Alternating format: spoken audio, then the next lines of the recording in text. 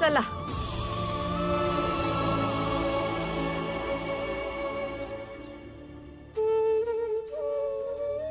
किती मुश्किल असतं हे एका वैद्यासाठी आपल्या रोग्याला हे सांगणं की त्याचं आयुष्य आता वाळूसारखं त्याच्या हातातून निसटून चाललंय. आणि किती कठीण असतं एका आईसाठी हे माहीत असतानाही तिचा नवरा, मुलं आणि कुटुंबाच्या मध्ये राहून स्वतःला प्रत्येक क्षणी त्यांच्यापासून दूर होताना पाहणं, विचार करणं, त्याची जाणीव होत राहणं. पराभवांचं दुःख करत बसण्यापेक्षा आता हे गरजेचं आहे की आता ठरवलं पाहिजे की याच्या पुढे यशस्वी होण्यासाठी काय करायला पाहिजे.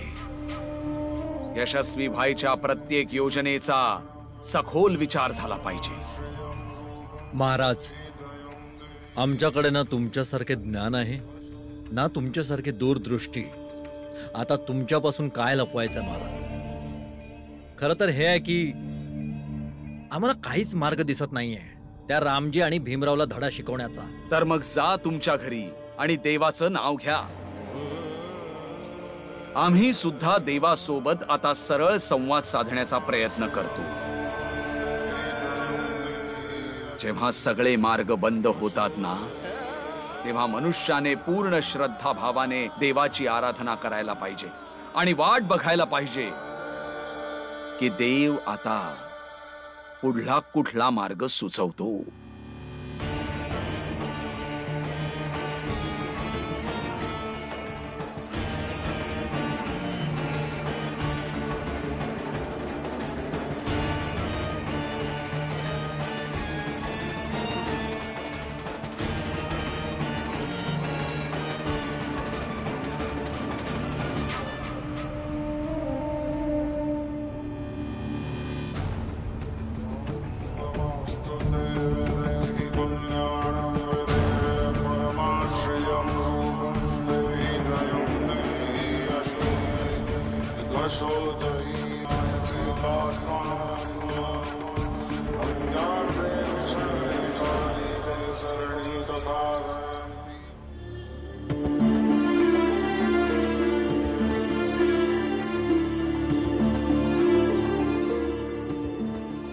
रामजी, मी अभि निघतो आता आणि कुठल्या बी गोष्टीची गरज लागली तर मला सांगत जा. वहिनी, कशी आहेस? सोडा मला. ताई एकदम ठीक आहे. तेच नेहमीच डोसके दुखी. वहिनी, ताई बरी आहे म्या. भीमाबाई, मीरा, तुम्ही दोघांनी आराम करा. मी कामावर जातो. मी आनंद दादा बी शाळेला जातो. आई, तू तुझी काळजी घे. चल.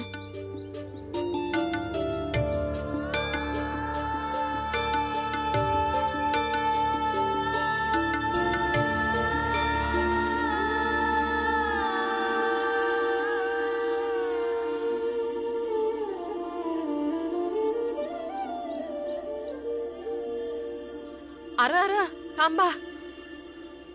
असं उपाशी पोटी कसं जाता तुम्ही? थांबा, मी तुमच्यासाठी चहा बनवते आणि भीमा तुझ्यासाठी दूध गरम करते. भीमाबाई, मी सांगितलं ना आराम कर म्हणून. वय आई, तू आता आराम कर, आम्ही चहा बनवतो. वय मंजुळा, जा समद्यांसाठी चहा कर जरा. अरे मी थांबा. सांगितलं ना गपगुमान बस तू. तू कुठलं बी काम करायचं नाही, समजलं?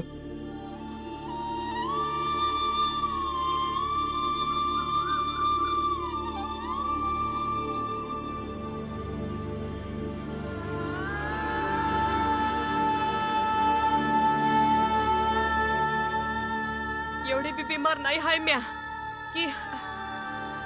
की आपल्या लेकरांना काम सांगू आणि स्वतः बसून राहू. मी भांडे धुवून येते. चहाचं काय आहे? हा, आत्ता बनल लगेच. थांबा. आई, आई, थांबा तिथंच तुम्ही. समजत नाही तुम्हाच नाही? काय मरत नाही हाय म्या? परत तीच गोष्ट. होय तर मग. अरे थोडीच तब्येत खराब झाली होती, एवढं बी काय नाही हाय. आता तुम्ही समजे ना, हे असं वागून मला बिमार नका बनवू. मला जे करायचं आहे ते बस करू द्या. मला चहा बनवायची हाय, मी चहा बनवते हाय. चायचं काय हाय, आत्ता बनेल चहा.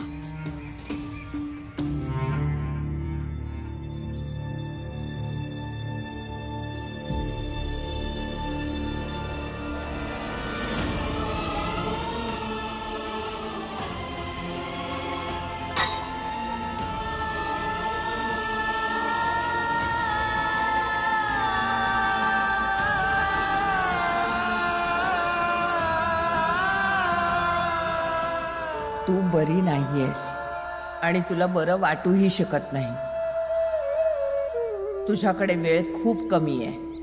कबीर सीप समंद की रटे पियास पियास, समुदही तिनका करी गिने, स्वाति बूंद की आस.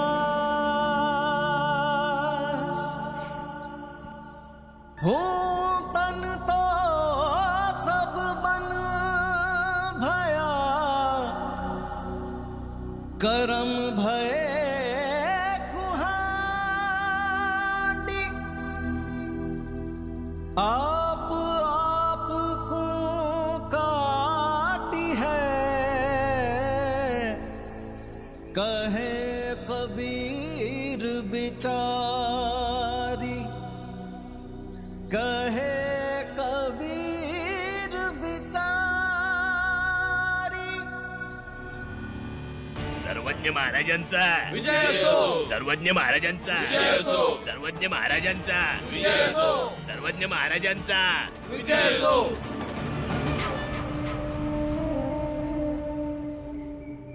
महाराज, आमासनी समजलं नाही. तुम्ही असं अचानक आमासनी जमा व्हायला सांगितलं. काही विशेष कारण आहे?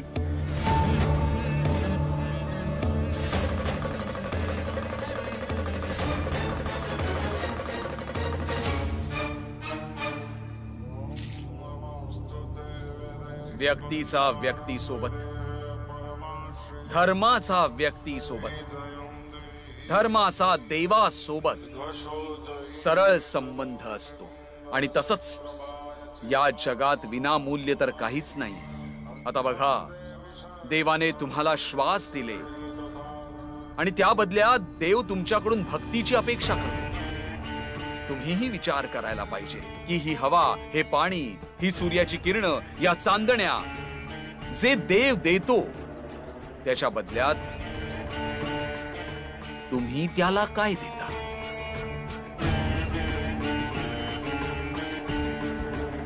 द्यायला पाहिजे. कसं महाराज? कराच्या रूपामध्ये, दानाच्या रूपामध्ये, दक्षिणेच्या रूपामध्ये, ज्या कुठल्या रूपात योग्य वाटेल. जो देवाच्या जितक्या जवळ असेल त्याचा हक्क देवाने बनवलेल्या साधनांवर अधिक असेल आणि त्याला तेवढाच कमी कर द्यावा लागेल. तर तुम्ही स्पृश्य जातीचे लोक स्पृश्य जातीनुसार स्वतःचा कमी कर निर्धारित करून आमच्यापर्यंत पोहोचता करा. आणि त्या स्पृश्य जातीतल्या लोकांना सांगा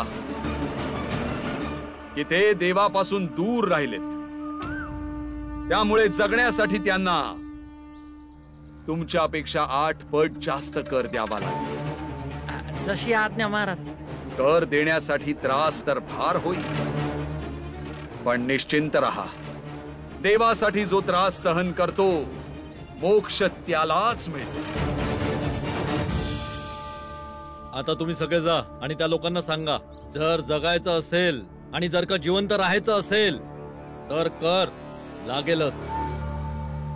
महाराज, हे आमच्यासारखे स्पृश्य जातीतले लोक तर स्वतःहून देतील, पण त्या अस्पृश्य लोकांकडून आम्हाला कर वसूल करावा लागेल आणि त्यासाठी आम्हाला सोबत काही पैलवानांना न्यावं लागेल. तुम्ही काही काळजी करू नका पंडितजी, सगळी व्यवस्था होऊन जाईल. तर मग जा आणि कर जमा करा.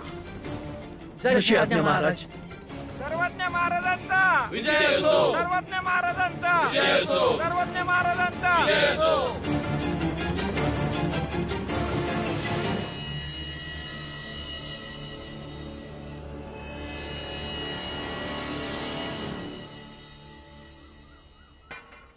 घ्या, बनली ही चहा.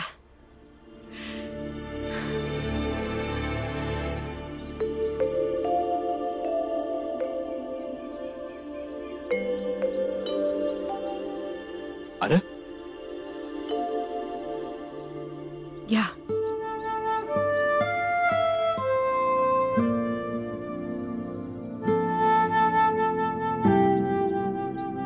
भीम, आता तू बी मोठा हो, म्हणजे तू बी आमच्यासारखा चहा पिऊ शकणार. आणि तुझ्यासाठी दूध आणण्याच्या मेहनतीतून आई, आत्या, मंजुळा, तुळसा यांची सुटका होईल. वय ना बाळा दादा? नाही, मला काय वाटतं माहितीये, जेव्हा कधी भीमचं लगीन होईल तेव्हा हे दोघं नवरा बायको सकाळच्या चहाच्या ऐवजी दूध पिणार, म्हणजे ही मेहनत आयुष्यभर राहील.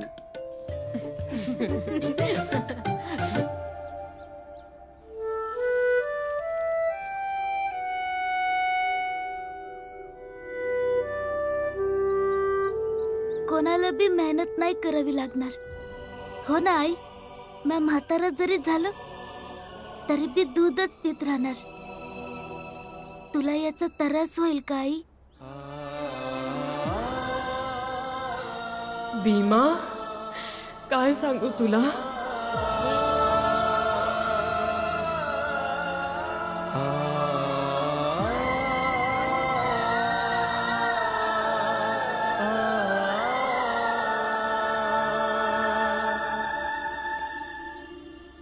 हाय रामजी, भीमराव, अरे बाहेर या की.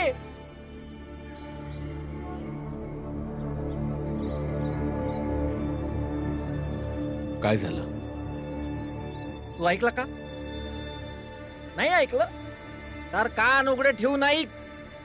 महाराजजी आणि आम्ही स्पृश्य जातीतल्या लोकांनी आमच्या गावच्या समध्या वातावरणात श्वास घेण्यासाठी कर लावलाय. कर.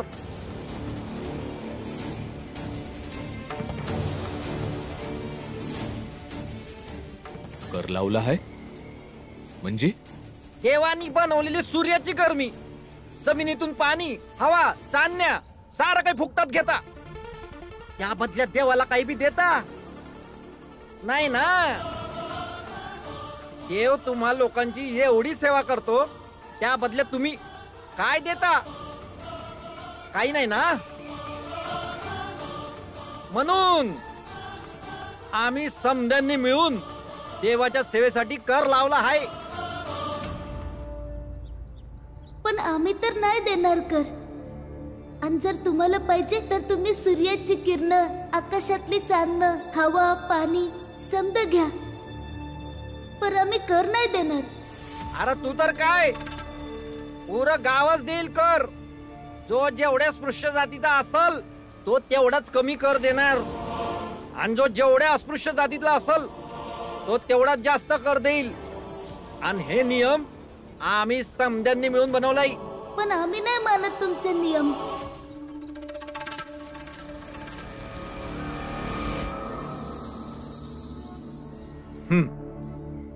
देणार. आणि जर का नाही दिलंस ना तर पूर्ण गाव मिळून तुम्हा सगळ्यांना सामानासहित बाहेर फेकून देऊ.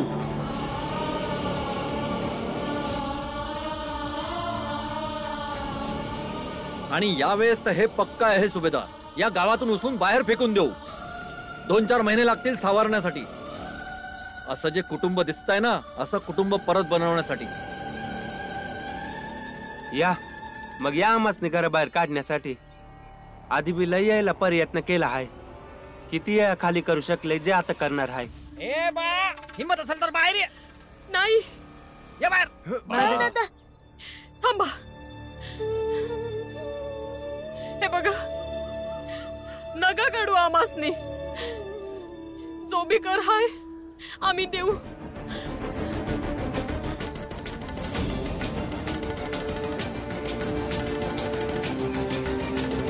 आई, तू हे काय बोलतेस? बरोबर बोलते आहे. इथंच राहू, एकत्र राहू. अरे पण हे चुकीचं आहे. चुकीचं बरोबर मला नाही माहित. आपण इथंच राहू. आम्ही कर देऊन देऊ. लई झाक. आणि तसं बी कर तर आम्ही घेऊनच राहू. जा तुम्ही आता. चला सेठजी. मी इथंच राहणार. कुठं भी नाही जाणार. कुठं नाही जाणार. आई भीम,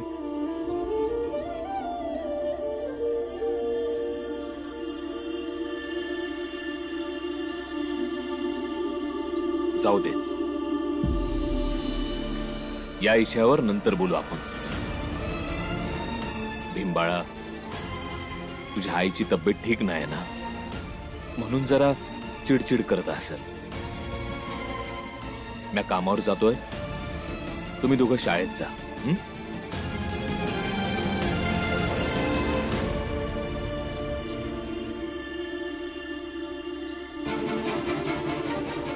नका काढू आमासनी.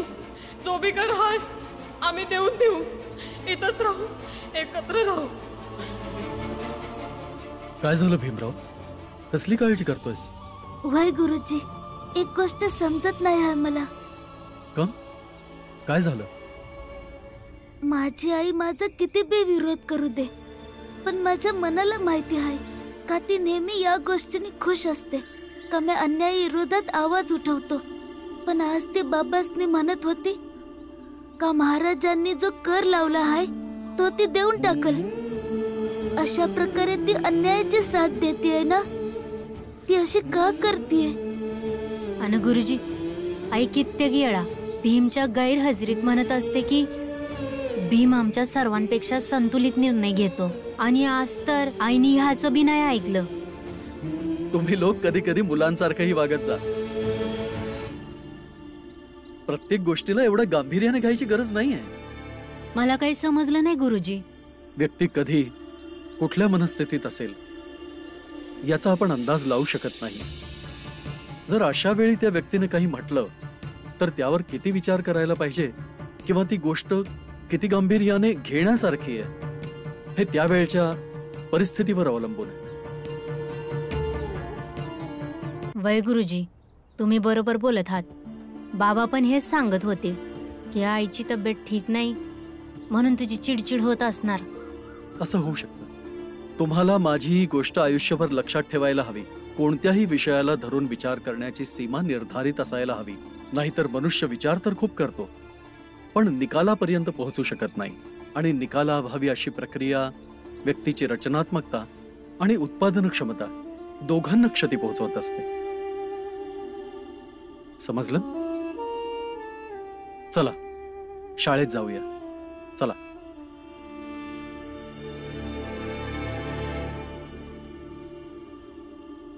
कुठं जाणार दुसऱ्या जागी?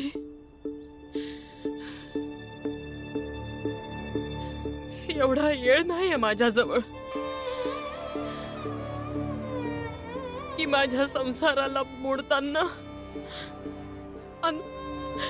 अन परत बसताना पाहू.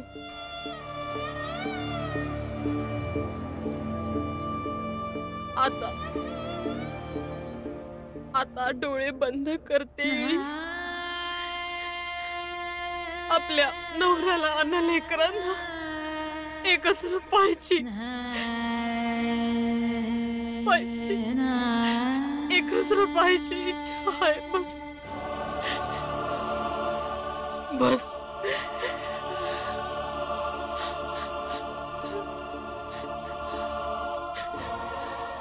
ताई, आई का रडती? माहित नाही, पर नक्कीच काहीतरी कारण आहे म्हणून आई रडते हाय.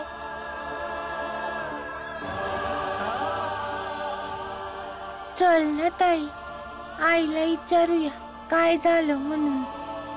आई सांगणार थोडीच आपल्याला. तिची ही सवयच आहे. ती आपलं दुःख कोणाला भी सांगत नाही. काही ना काही कारण सांगून टाळते ती.